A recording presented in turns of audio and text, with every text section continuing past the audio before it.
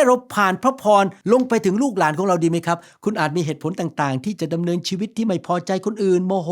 ทำไม่ถูกต้องเห็นตัวอย่างที่ไม่ถูกต้องในครอบครัวในอดีตมีคนทำผิดต่อคุณแต่พระเจ้าอยากหนุนใจให้คุณเรียนแบบเอสาวผู้ให้อภัยยาโคบน้องชายของเขาและโยเซฟก็ทำตามลุงของเขาคือเอสาวคุณเริ่มวิถีใหม่ที่ถูกต้องให้ลูกหลานรุ่นต่อไปดีไหมครับการตัดสินใจและการกระทำของคุณจะมีผลต่อลูกหลานรุ่นต่อไปคุณเป็นคนนั้นดีไหมที่เริ่มตระกูลแห่งพระพรการให้อภัยอิสรภาพและการมีชีวิตที่ดียอดเยี่ยมให้เราร่วมใจกันอธิษฐานข้าแต่พระบิดาเจ้าขอบพระคุณพระองค์ที่พระองค์ทรงรักลูกเสมอให้อภัยลูกแม้ลูกไม่สมควรได้รับการให้อภัยจากพระองค์ขอพระองค์ช่วยลูกให้ดำเนินชีวิตที่ให้อภัยและเมตตาผู้อื่นเสมอลูกจะมีความกรุณาต่อผู้ที่ทำผิดต่อลูกพวกเราอยากเริ่มต้นนำพระพรเข้ามาในครอบครัวและการเป็นแบบอย่างของความรักแบบพระองค์ในบ้านของลูกในนามพระเยซูคริสต์เอเมน